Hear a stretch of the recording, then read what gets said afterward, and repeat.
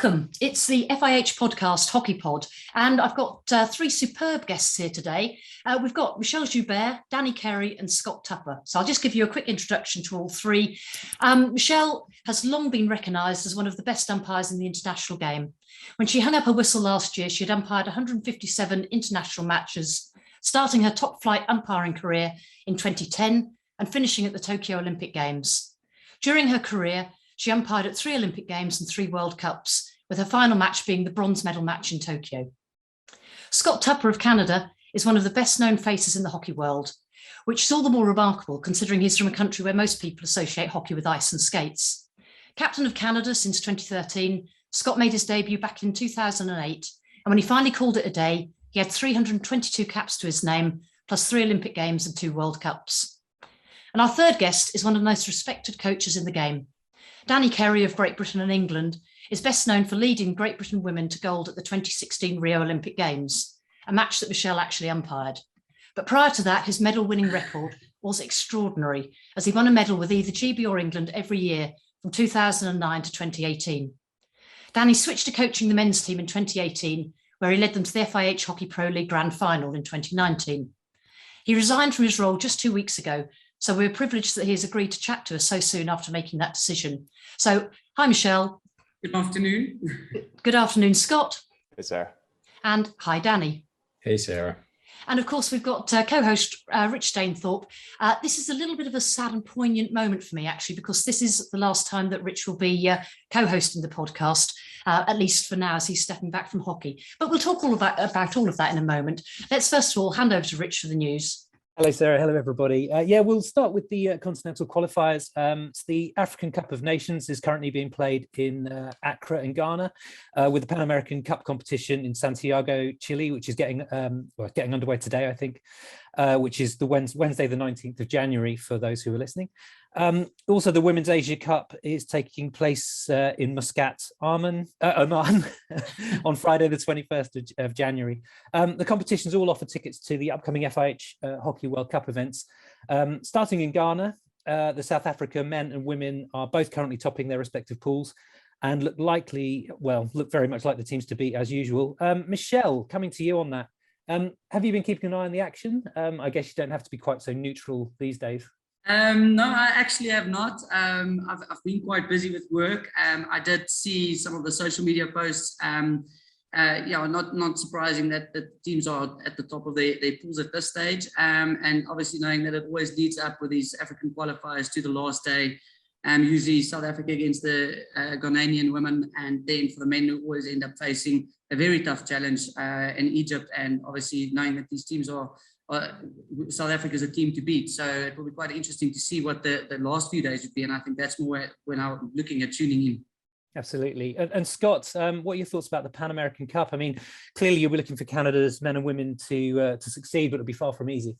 Yeah, I'm looking forward to gold medals for both the Canadian men and women, and letting everyone battle out for. No, I'm obviously Pan Am Cup is always going to be the Argentinian teams are both on both sides are typically expected to do very well, and that's really well deserved. And I think on both sides, you can probably put Argentina in those spots. It's 3 spots to qualify on the women and 2 on the men. And I think Canada, the US, and Chile on both sides are going to really battle out for the remaining spots. It's going to be exciting because I know on the Canadian side, both the men and the women, there's some younger teams and a little bit less experienced, but both quite talented, which will be good.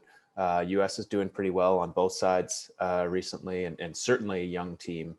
I work now in the US, so I'm pretty close to women's hockey on that side, and they got some really good players who are coming through. So it's going to be an exciting tournament. Obviously, Chile at home is going to be a tough battle. Whoever gets them, whether it's in a semifinal or the pool play, excuse me. So it's going to be fun to watch, and a little bit different being not in the games, but I'll be excited to watch from home for sure. I was going to ask you about that, about what it's like for you to kind of watch from afar, having been so closely involved with the Canadian men's team for such a long time. I mean, how are you going to cope with that? Cope? I mean, I think it's Saturday the guys play against the US. So, I mean, it'll be an afternoon. I'll probably have a cold beer to calm some nerves, but I'm sure it'll be different when it's the first time that it's a game that really means something. They've played a couple test matches and stuff like that, but I'll just be excited. I mean, I'm very much a fan of the team now and the staff, and I just want them to do really well. And I'll probably yell at my TV screen a little bit here and there, but just looking forward to them playing well, enjoying it, and hopefully getting good results. Awesome. The other bit of news I need to talk about is the cancellation of the Indoor World Cup, which was supposed to be taking place in February in Liège in Belgium. Obviously, it's all to do with the pandemic. The health of all players, officials, spectators, and everyone involved had to be priority, and quite rightly so. But it remains a huge shame, and the fact that this event will not take place because it's such an adored competition. And it would have been a fantastic spectacle, because I think that the Belgians were going to put absolutely everything into making sure that that was the case. There is one ray of sunshine in the news that the Women's Junior World Cup, which was postponed at the end of last year, has been rescheduled for the 2nd and 13th of April this year, being played in Potchefstroom, South Africa, as originally planned. So it's not all bad news, which is always nice to hear. And back to you, Sarah. Thank you. Danny, if we just turn to you for a moment, currently the Women's Asia Cup is also underway, as Rich mentioned. India are probably favourites to win that, and their head coach is now Jankos Schotman. She's a coach that you'll have crossed swords with many times. I just wondered what your thoughts are on how she will work with that team, because not only are India in action in the Asia Cup right now, they've also got their sort of entry into the Pro League as well. Yes, I mean, Janneke and my coaching careers with the women's program crossed over a little bit, but not masses. Janneke has the advantage of having obviously assisted Stuart Moraine. I can never pronounce his name correctly. Stuart. So she has the benefit of obviously understanding how it works in India and the culture and the nature of how those teams operate. So I think had she come in cold, I think it could have been really challenging, having had some time to understand how different cultures and different nations work. I think that really helped her. I think every coach that goes to coach India is trying to understand like how you leverage on the strengths that are sort of innate within different countries. And in India's case, you know, there's an abundance of talent, and then how you try and capture that whilst also trying to address things that need to be addressed to make them competitive. And that will the success of Indian women's hockey rest. I think they've still got a few years to go in relation to where their men's program have been. It's just, you know, I think their men's program have been on that journey for an awfully long time. They've had an awful lot of different coaches over a period of time. And I think the women's program, Indian women's program, will probably take a few more years yet before it'll really start to flourish. I mean, they took a huge step, didn't they, at the Tokyo Olympics? You know, coming fourth, that was a big step for them, and it sort of improved the confidence within the squad to actually think of themselves as being a top 10 nation. I don't know what your thoughts are on that. I think credit to India for doing what they did. I think you have to be realistic about the nature of their tournament and how some matches went their way. So I think don't get too carried away with finishing position. Look behind the score lines. But definitely India, men and women, are going to be a force now for a long time. You know, they're an economically powerful country. They're putting in systems in place. They've embraced coaches coming from the outside, and they have a huge natural talent. So India will become giants in the sport again. Other teams at the Asia Cup who could challenge India to that title, obviously Japan, Korea and China. I mean, they're probably the other big three in that tournament. China in particular has had a bit of a slump in recent years, and I'll ask both Danny and Michelle on this, because you know, Michelle, you've umpired these teams on a lot of occasions. Danny, you've played them on a lot of occasions. What are your thoughts? If I come to Danny first, what are your thoughts on the prospects of Korea, Japan, and China at this tournament and moving forwards?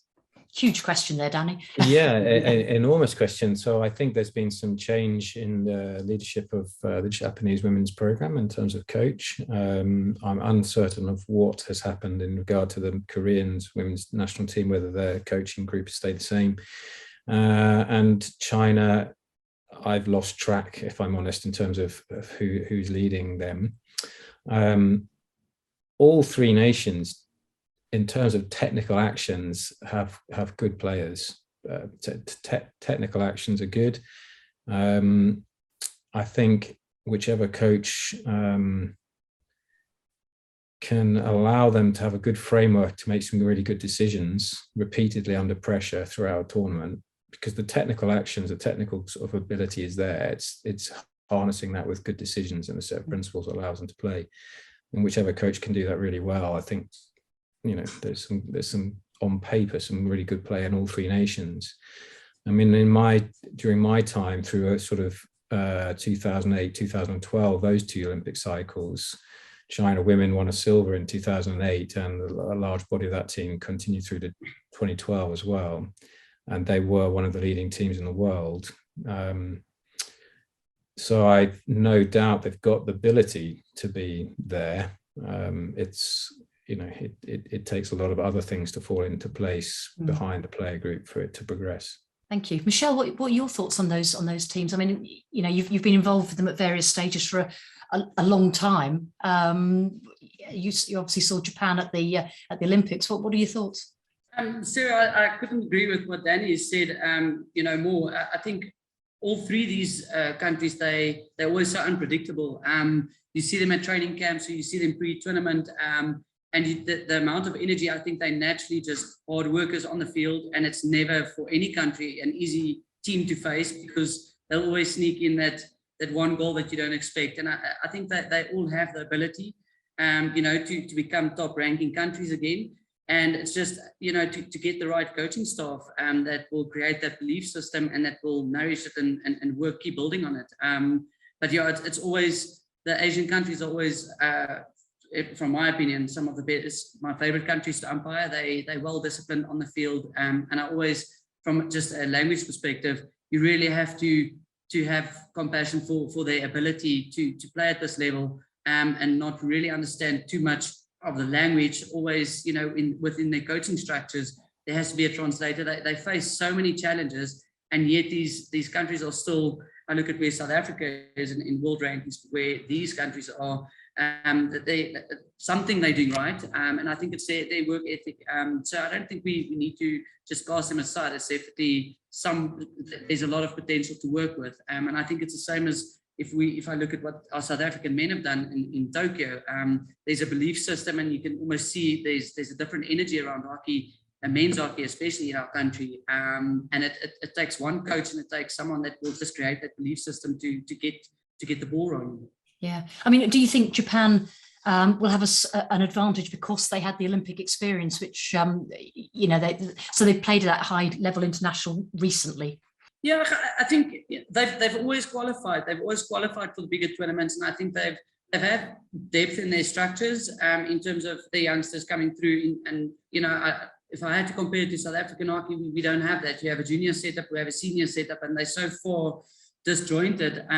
So those things are always there, and if you have that experience, you can't really take it away. And I think with Japan especially, to be able to host such a big tournament, I think you create a passion for a sport that, you know, they might not be. And I think that was the essence of what happened in Rio, you know, at the Olympics. The hockey in Brazil, I see more of their club hockey, and it's also maybe, I don't know, it happens to everyone, but you leave a big tournament and the amount of Facebook friend requests you have from people all over the country, you lose track. And it's creating awareness and building a passion. And I think these are big hockey countries, and they do have the infrastructure. It's just getting the right coaching staff in place, or either then educating their own staff to do the job. Thank you. Yeah, we're going to move now to a topic that's sort of linking you guys a little bit, which is retirement from the game, or moving positions within the game. So I'm going to come to you first, Danny. You know, you've obviously just moved on from GB England role. Was that a case of you knowing it was time to move on? Was it, you know, what was the sort of process there? I hoped to go to Paris. I think we'd done a really big change project in terms of the nature of the squad, and there's a big difference in the playing group that played in around 2017, 2018 to the group that eventually went to Tokyo in 21. So it was really well positioned. Ultimately, it was the right time for me to step away and the right time for the group to get a new coach. I think in some ways I'd like to have seen the project through, but I don't think it would have been right for them or for me. So it was time to step away. It's been incredibly tough decision.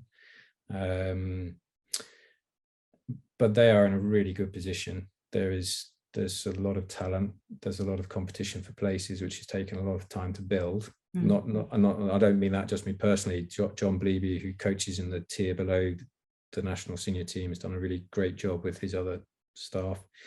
So there's real good depth. And they're well set, I would say, for the next six odd years. And again, it's just now who takes it on and hopefully understands the game and what it takes to win. So we'll see what happens. I mean, will you have a sense of unfinished business? And if so, how will you deal with that as an emotion? It's only 2 weeks ago, Sarah, so you probably need to be careful what questions you ask. Yeah, but for sure, yeah. But as I say, yeah, it was the right thing for them and the right thing for me. So it will feel like unfinished business. It is really well positioned. I mean, we had one poor game in the Olympics against Germany. All of the other data against our other teams, no disrespect to Canada, but we smashed teams off the park in terms of shots, corners. Even our stats against the likes of Belgium and Holland were very, very, very good. We had two poor errors against India, which cost us an important game, and we'd have learned a huge amount from that game. So they're really well positioned, and I think they'll do really well. It'll be fascinating to watch what happens over the next short while. Yeah, absolutely. All three of you, I mean, you've all had to make that decision at some point that this is the right time to move on. I just wondered, I mean, we've got here on the call today, we've got a player, we've got an umpire, we've got a coach. How do you feel? I'll come to you first, Scott, actually, on this one as a player. How do you feel hockey as a sport supports people who are transitioning either out of the sport or into a different role? Is it ahead of the game? Is it behind the curve a bit? What are your feelings on that? It's an interesting question. I will say, so I'm obviously Canadian, but I'm married to an American. We're now living in the US, and due to I stayed in hockey. So I work as a hockey coach now at a university, and due to the NCAA system, it's in the US, it's actually, there is a lot of support and opportunity if you want to go into coaching, to use all the skills and expertise you've gained as a player and have a really enjoyable experience and a good career if you really want to make it a career. I mean, I guess I can only speak for Canada in terms of resources that are given, not just specifically to field hockey, but our government organizations do offer a lot of athlete support for people that are transitioning into retirement and trying to figure out what they want to do away from, whether it's hockey or gymnastics or skiing, land on their feet after what is still an amateur sport career. So yeah, it's interesting. I don't know if hockey, I actually don't know if it's the job of hockey to make sure our players do really well once they're done playing. I mean, obviously we all hope that is the case. I know from our program, most players generally move on and are able to find their footing, whether that is staying in the sport. Someone like me, who's a confessed hockey dork, and I will stay in the game for a long time and I really enjoy it. Or if it's others like my teammate and good friend, Mark Pearson, he's working with the Canadian Olympic Committee, but he's in like business development. And then we have guys who are in finance. So I don't know if I answered your question, but I've probably at least lightly addressed it. Yeah, I think so. But when did you start making the decision? Was it prior to Tokyo? Was it at Tokyo? Was it after Tokyo? Or was it many years ago? In terms of retirement, I definitely didn't know playing in Tokyo that I didn't really want to have an idea that I was done or not done either way.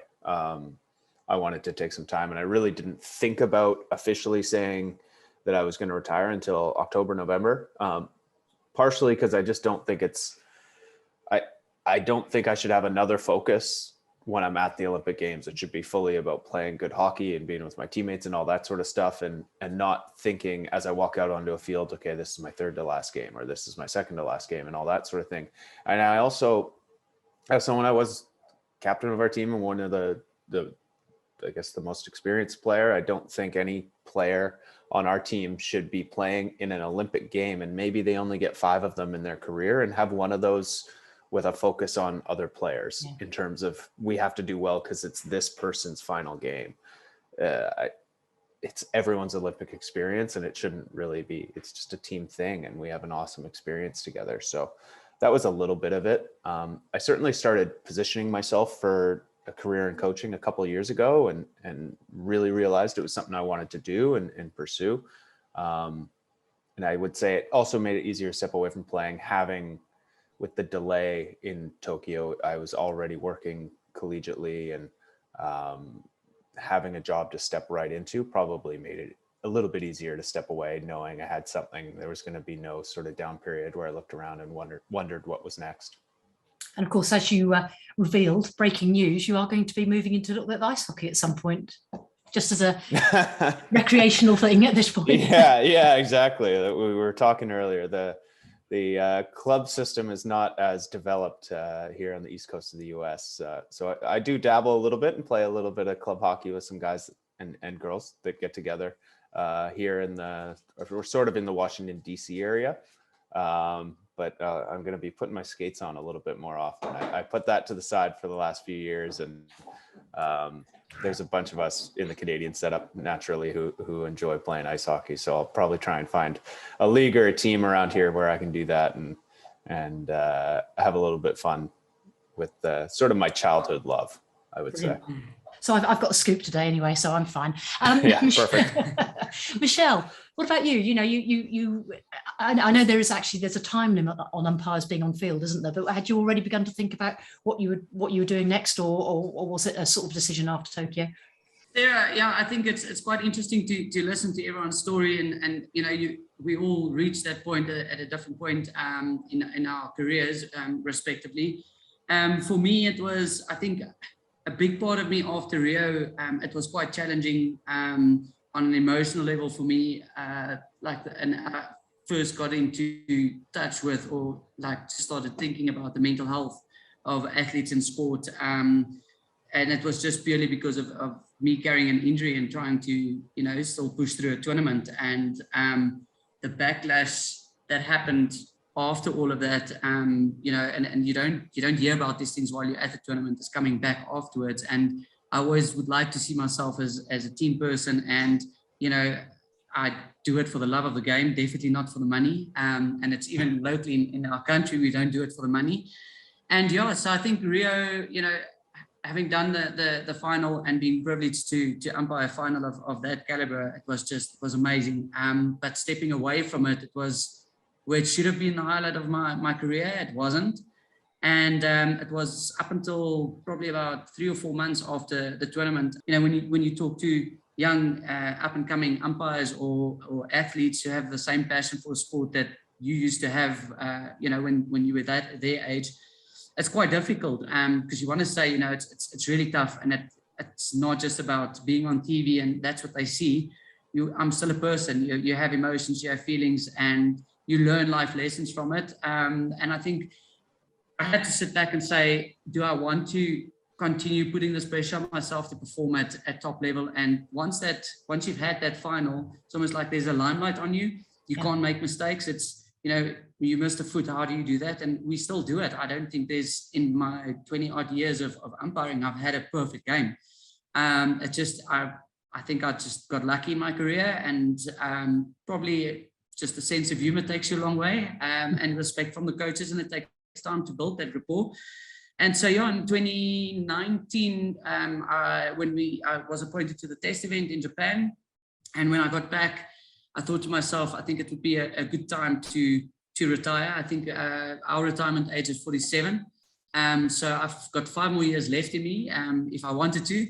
And I just thought, you know, I would rather retire on my terms than wait for the retirement age. And I didn't really put any goals out for myself for Tokyo, other than go out there, be a good mentor for the younger umpires whose first Olympics it might be, guide them through the pressures and the excitement and all of those things.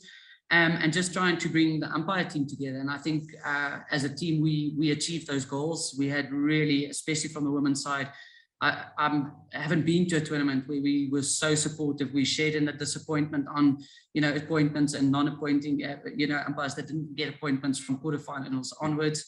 It was just a perfect place for me. And I didn't think at the stage that, it's my second last game, because you never know when you're going to get another game. It's not like, you've got 5 games or whatever. So to me, it was just to take every game and understand it could be my last game. But it was never about me. It was just to try and have as much fun and understand that I will never have that front row seat again at a level of hockey that I've been so privileged to experience. Coming from South Africa, we don't have that depth and the skill that I've been able to see. So it's going to be sad for me, but hopefully I'll try and get involved with, obviously I'm coaching hockey at school level. I'm helping umpires. I do courses for umpires and my niche is working with kids. So and if that's where my career takes me to at school, I'm happy with it. But I will always be hockey's #1 fan, both on and off the field. Brilliant. I mean, I think you've had a tremendous career and you're a real sort of shining example of an umpire that talks to players and has the players' respect. I mean, Danny, you will have seen Michelle in action many, many times, and I would say that you would probably say her perfect game was the 2016 final. I just wondered if you wanted to say anything about Michelle and the umpiring team, really, and sort of over the years, how you've evolved with them or not. No pressure, so I can tell you a really good anecdote, which Michelle probably won't remember, but we all share the same hotels, umpires and players.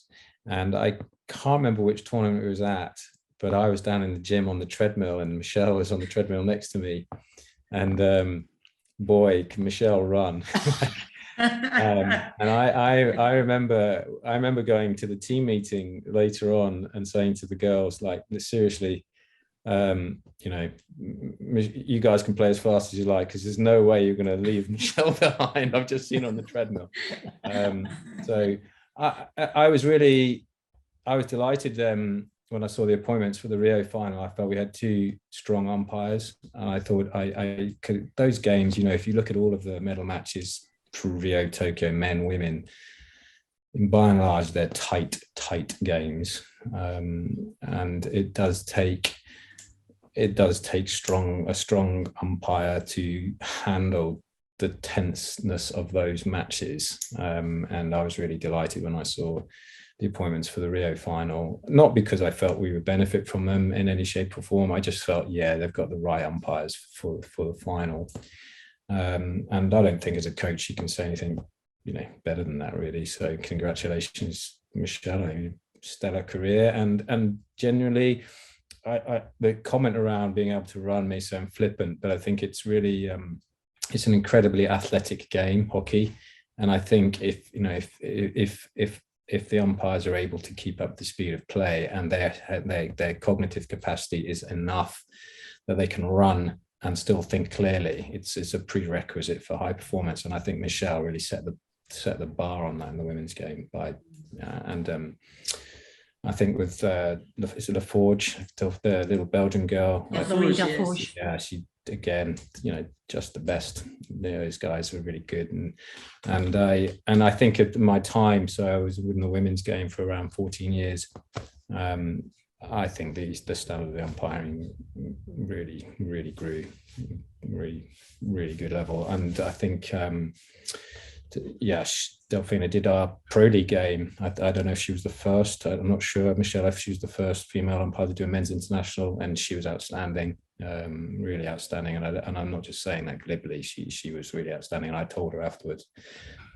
So that's I can't say any more than that, really. Yeah, no, I agree. I mean, I think through talking to several umpires on these various podcasts, you learn just how much effort they put into making sure that they're fit and ready for the game when that's not their professional job. You know, that's when they're also, as Michelle is a teacher or you know, someone working in an office or whatever it is, that's the level they're prepared to go to, which is great.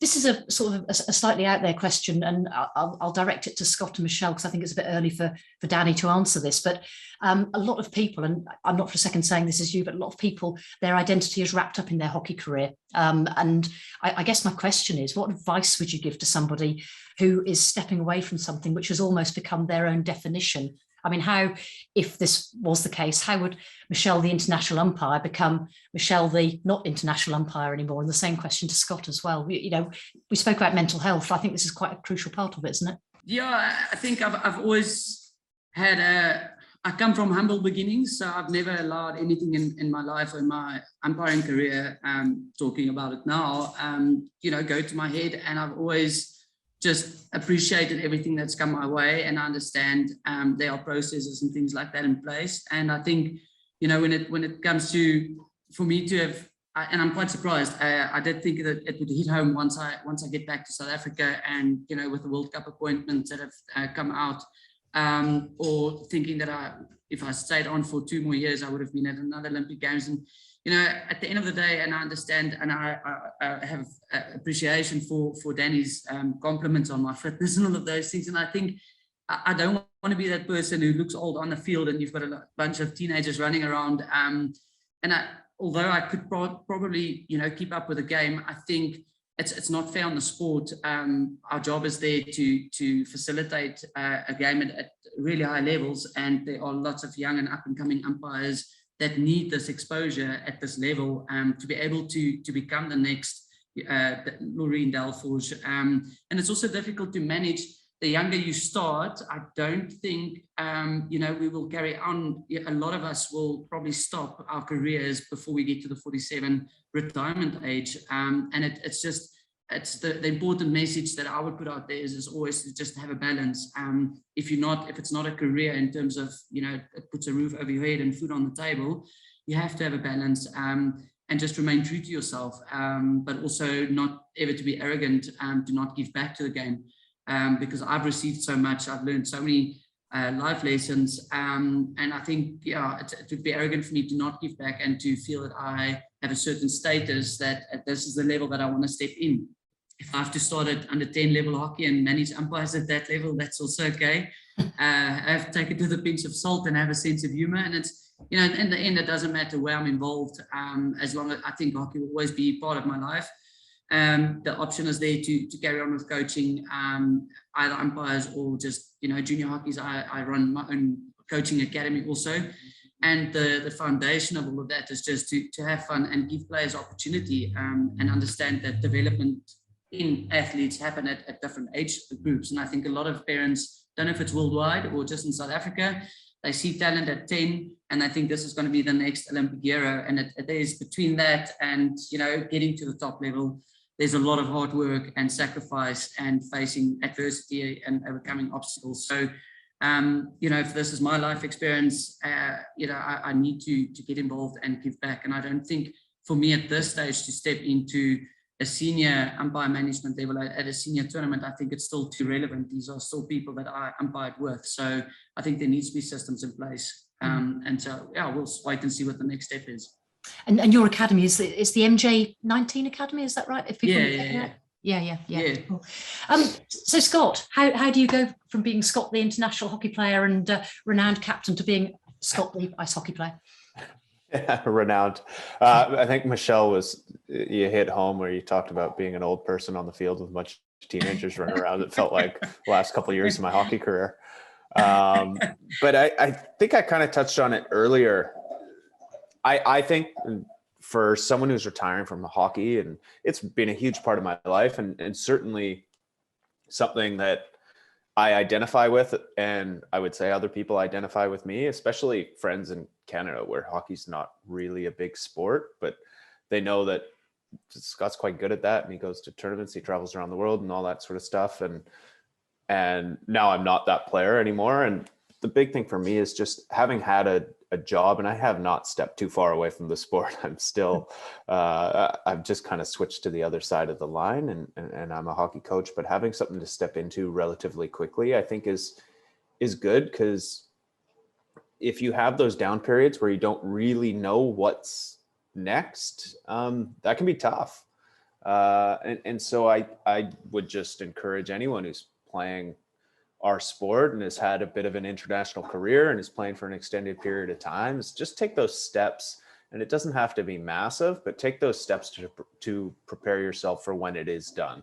Whether it's, if you want to be in finance or banking or something like that, certain courses you need, or licenses and stuff like that. For myself, coaching courses, or networking within the coaching profession, or we've got plumbers and electricians on our Canadian team who have all their certifications and whatnot, and have been working a little bit alongside their playing, or a lot in some instances alongside playing, but just having that preparation and having an idea, because when the whistle goes, and whether it's your own decision to step away, which was my case, or if it's someone else's decision where they're kind of telling you, unfortunately, you're not going to be moving forward, I think it's good to be prepared for that next phase. And yeah, that's what I would say. I think it's just that preparation and having something else to dive into. And like you said, maybe having your hockey skates sharpened so you can get into something that's competitive and you go whack something around on a court and get that competitive juice going as well. Yeah, brilliant. Danny, you've obviously dealt with a lot of players over a long career, and they will have inevitably left and gone to do something else. What would your advice be to athletes who are leaving the sport and perhaps having to think about their identity? Within British hockey, we have a role, it's a performance lifestyle role. It's part of our big staff team around the athletes. We're very fortunate, sort of the funding and the support we have around the athletes. And Emma Mitchell, who has single-handedly fulfilled that role since 2007-8, I think. She literally talks about, from the moment they step into the senior program, her job is to prepare them for the moment they step out. And we as part of the program dedicated a day of the week where we talk about dual aspiration day. So we're talking about whether they're studying for a degree, postgraduate qualification, doing internships. All of that is sort of trying to ensure they are having an identity out of their hockey identity.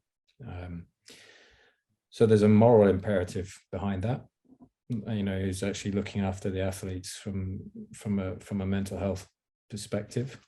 There's a real moral imperative, and that's the main driver. From a performance perspective, it is also in my experience, those athletes who have a genuine perspective of where hockey sits in the grand order of the world are the ones who do really, really well. So then they may be an incredible hockey player, but that doesn't define them as a human being. They're the ones that have got it sorted. They're the ones who can deal with the highs and lows, can see it for what it is and to take it for what it is. So it is this paradoxical situation where it has to be everything but nothing at the same time. And I think those who do that well, so people like Barry Middleton, a short year or so, Barry Middleton is a really good example of that. The guy is one of the leading players Britain's ever produced.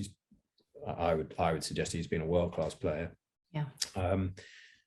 His ability to have the game in perspective and himself have a strong sense of who he is and what he stands for outside of his hockey identity made him the player he was. And equally, I've seen players that on paper you would argue maybe are as talented, but their inability to separate their hockey identity from them has meant that they haven't been able to deal with the highs and lows, and therefore their journey and their progression hasn't been as significant.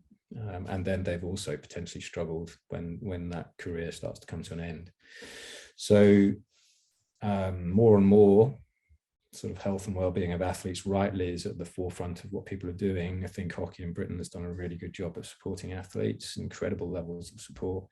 And I think someone like Emma Mitchell has just done a phenomenal job of guiding the men and the women's athletes through British hockey over the last however many years, 15 years.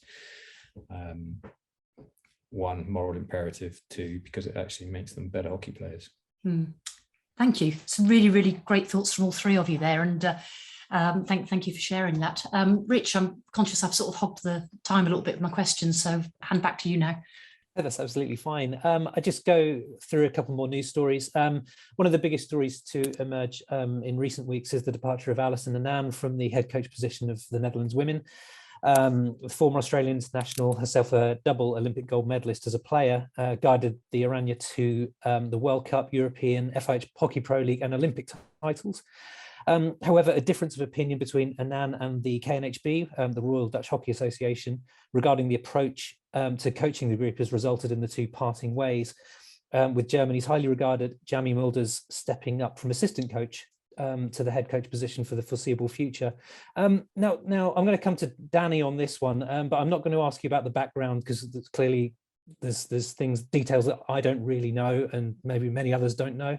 But looking at it from Jamie Mulder's position, how tricky would it be to take on a team like this where the expectation to deliver gold medal after title constantly? I mean, how difficult is it to take on a team like this? So I mean, I've messaged back and forth with Alison and also Jamie briefly. In terms of the question and Jamie, like my understanding is he said he'll go through to the World Cup, but not beyond. Is that right? I think so, yeah. As human beings, we're all conditioned to enjoy difference. So there'll be a beautiful honeymoon period for Jamie where he won't be Alison and they'll think he's the next best thing since sliced bread. And then he'll drop a few people and pick a few people and he'll accrue people that don't like him over time, like all coaches. And then it just gets a little bit more difficult. So I think Jamie knows his onions. Sorry, that's a British phrase. He knows what he's talking about. And you know, certainly in terms of the hockey playing ability, and especially particularly in Dutch women's hockey, you know, the incredible depth of talent there. So good coach knows the sport with a huge talent to select from. He's, you know, he just needs to keep it fresh and upbeat and different for the next year through to the World Cup. Not even a year, 7 months, 6 months. Yeah, he'll be good. Sorry, Jamie, I've stitched you up there, but he'll be all good. Yeah, I think you're probably right. I mean, he's an incredibly competent coach stepping into the role. I just wondered whether or not, because of who the Dutch are and what is expected of them.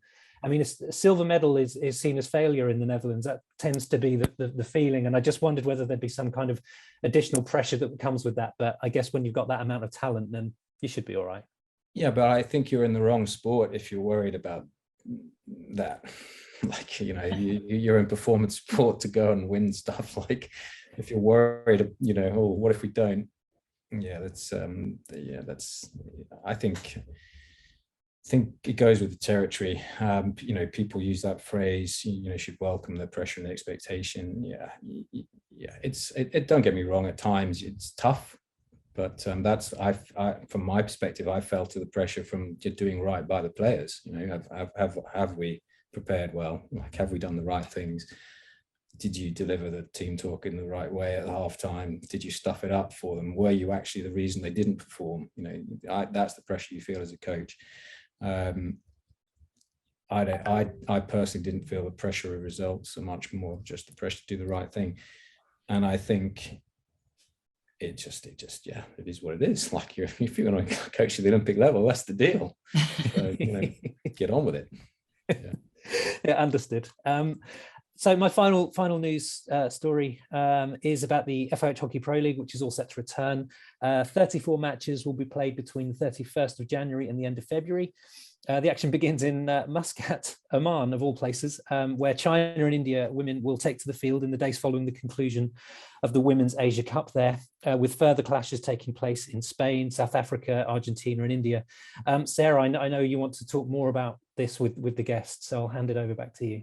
Yeah, I mean, first of all, if we just come to Michelle, first of all, I mean, South Africa are now entering the Pro League fray. We saw how well they responded to pressure at the Tokyo Olympics. What do you think this means to the South African team to actually be playing this regular high-level hockey now? Yeah, Sarah, I think it's quite there's a twofold part to this answer with the excitement. It's something that South African hockey has always dreamt about, to be included in these bigger bigger tournaments, be part of whatever the latest news is and developments with FIH, and finally they've made a breakthrough, especially with the men. But yeah, I think at the end of the day, the resources and our financial structures are not in place, and I stay close to quite a couple of our men's players, and just the amount of money that they've had to pay to go up to Africa Cup. There's lack of funding, and then you start thinking about the depth in what we have in our squads from your under 21 level through, to try and give different players different tournaments, from a coaching perspective, also to continue growing the depth. I think in general, our men's hockey, even at a under 18 level, I've umpired some boys games that it's insane, the level of skill that I've seen some of these kids play.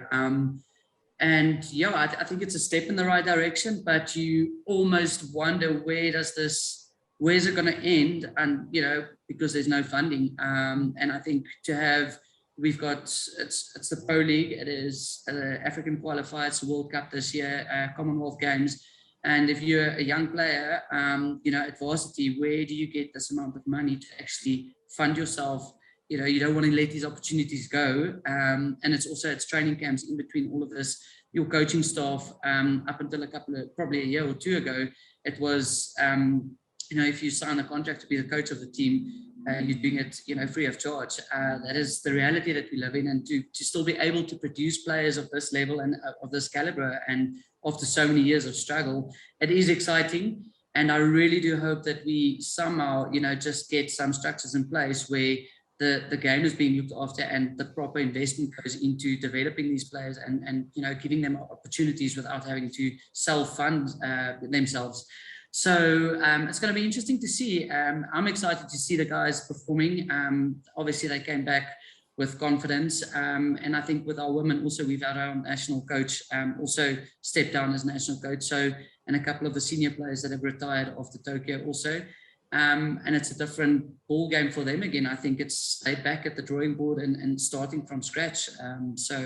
But yeah, I think from our side also, to be able to host, I'm glad to hear that the Under 21 World Cup is being hosted and that it's back on again.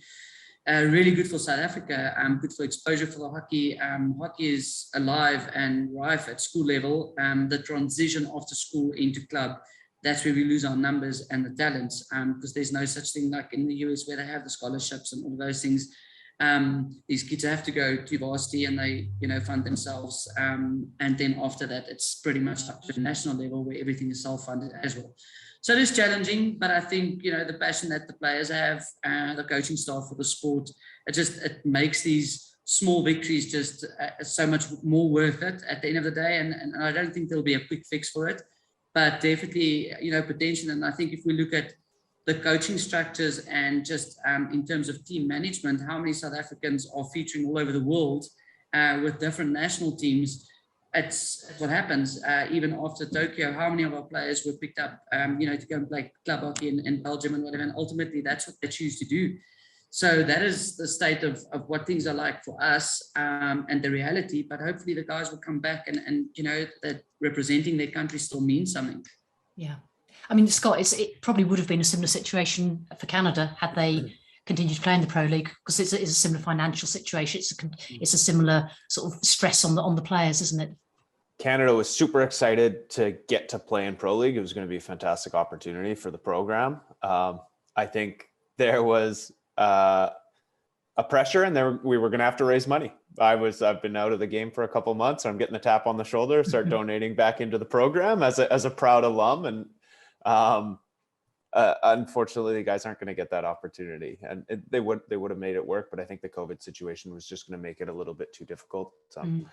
I was not involved in discussions around it at all, except for just some of the FIH stuff. But from what I understand, I think it was just going to be a little bit too much risk, both the organization and player side, and to get stuck somewhere or whatever it is. Players who have children and all that sort of stuff. There was just a lot of factors that played into it. And it's really too bad, because I think a country like Canada or South Africa needs as many games against the top performing nations as possible. It's impossible to replicate the standard of hockey that's needed at the top events at home. And we don't have the league structure that supports it. We don't have the depth of player base that supports just simply training at home and then being able to perform at a top event. I think that was probably seen a little bit in Tokyo, where we had a long gap without top competition. And that can be difficult, especially with Europe. It's much easier to find games and stuff like that. And even within COVID, it was a little bit easier for teams to travel and play. So I'm disappointed for the guys, and I was going to enjoy watching it and see how they did and see how some of our younger and newer players developed and all that sort of thing. But unfortunately, it's a little bit of an is what it is scenario. And COVID's taken a few things from us, some more important than others. But yeah, the Canadian Pro League dreams were unfortunately dashed as well. A sad note to end that conversation on, but that's what we're going to do. We're time is catching up with us. I've just got a question for all three of you, really. Just one at a time. Sort of looking at your hockey careers, and I'm going to say to date, because they could be well extending into other directions. But influential people in your hockey careers, not necessarily even from the hockey world, but who have been the sort of the people who've influenced your thinking most? And I know we're going to have to go to an encyclopedia for Danny's answer, but we'll see what you come up with. Danny, who's been influential in your life? So there's a guy, there's one of the school teachers, a guy called Ken Gregory, who, as always, with all people who pick up a stick or play football or rugby or whatever, there's always one guy who drove you everywhere in the minibus age dot, thousands of hours given up free of their time. So Ken Gregory, very similar. Then there's a guy called David Vincent, who had actually coached England, I think in the 70s and early 80s. He was literally a coach of mine for a long time, sort of for a young age, and through my national league with a club called Southgate Hockey Club. And then Barry Dancer, who was over coaching Great Britain in early 2000s. He was part of the panel that appointed me to coach the national junior teams back in 97. And Barry always struck me as a very humble guy, but humble didn't mean he wasn't strong. Like, he knew what he wanted, and he knew how he was going to go about it, but he still had a fantastic set of values and a real humility to him. And I bump into him very occasionally now. He was someone who really struck me as a younger coach. Very inspirational. I could go on, Sarah, but they're just there, a few off the top of your head. Thank you very much. Scott, same question to you. I would say, first off, my parents were super supportive of me, whether it's in hockey or other sports growing up, and afforded me every opportunity to compete or train in whatever sport it was, and drive me around to different events and all that sort of thing. So I think that is the one that just stands out glaringly. And then from a strictly hockey perspective, I think playing wise would be Rob Short. I think a lot of us who were younger and Rob was still playing, he was a huge impact on our careers in terms of someone who kind of was a truly world-class player on a team that wasn't world-class for some parts of his career. And just kind of not just the ability, but the fire and passion he had for representing Canada. We all really fed off that. And he had a big impact on a lot of the guys that are in sort of my age range. And I would say a little bit later, partway through my career, when Anthony Ferry took over our head coaching role, he was very honest with us as players in terms of where we were and what we needed to do to improve and get back to playing on the world stage. And I think he pushed a few of us out of our comfort zones and got more out of us as players than we probably thought we had at the time in us, which was great. And we had a nice run up to Rio, and it was really fantastic for us. We did some things that the Canadian program hadn't done before. And then to go, while Anthony left after a few months after Rio, I think a little bit of a legacy that helped us go Olympics, World Cup, Olympics, which was really great. So I would say yeah, parents, Shorty and Anthony had big impacts for me. Brilliant. Thank you. Michelle? Yeah, I think locally I would be stupid to not mention both John and Peter Wright. That's where my umpiring career started. I don't think any person who takes on hockey as a sport, as a 11-year-old kid playing hockey, I think you decide you're going to become an umpire one day. I think it's one of the last things you would think to do. It was a short straw situation, and I just think the belief that John and Peter instilled in me just when I picked up the whistle the first time, and going from being used to being a team player involved in team sports to start traveling on your own and getting different challenges and also not having control over everything. So yeah, they've been stellar parts in my career. And even up until Rio Olympics, John was the one who kept motivating me to just push through and do what I need to do, and where you are at and what you can do. And it's always nice to have someone that has your best interest at heart, and that just keeps you humble. And I think Marlies de Klerk was also quite instrumental in my career, and I was fortunate to start umpiring with her at the end of her career. Minka Woolley, I've always had the world's respect for her. She's just got a different way of getting the same message across to you and wanting to push you to be better. And then from previous umpire managers, Jan Hatfield from Australia, she was amongst the top tier of some of the best umpire managers that I've worked with, and Peter van Reth from Holland also. Just their approach to the game, they expect nothing but the best from you, and even on your best performances, there's always something to work on. So it's the encouragement and it's the support. It's a tough day out in the office. Teams don't like you very much in that moment. You don't like yourself very much in that moment. So we rely on the support of each other, and then just all the friends that I've made throughout my career, fellow umpires, my colleagues, and to see them grow into amazing officials for the game, and just to serve the game at this level is rewarding. So yeah, there's also the same with me. The list can go on. Brilliant. Thank you very much indeed. Time is catching up with us. I don't know if I dare ask this question. Danny, do we know what's next? What, in terms of the show? Gonna break some news here. Let's go. Genuinely, Sarah, no, I've absolutely zero idea. It's all a bit scary at the moment. So yeah, walking the dog mostly. Yeah, probably have to do the gardening. Sorry, Scott. Is your phone ever not ringing? It's rung a fair amount. I was going to say, I think from knowing the sort of person you are and the sort of skill you bring to the job, it really won't be very long before you're making decisions rather than people approaching you. But I'd just like really to say to all three of you, thank you so very, very much for spending the time talking to us. And if this is the last time we see you for a little while on the side of a hockey pitch or on a hockey pitch, then I think it's to the game's detriment. So thank you all of you for all that you've done. I'd also at this point like to offer my huge thanks to Rich, not only as the co-host of the show, not only as the man who actually brought me into doing this job, but probably the man who knows more about international hockey than anyone in the universe, and is also one of the nicest people around the international hockey scene. So good luck, Rich, in your next adventure. Thank you for all you've given to the sport, and come back very, very soon. And now for the last time, can you tell us where we can watch, listen, read all about hockey, please? I sure can. Thank you so much. That's very kind.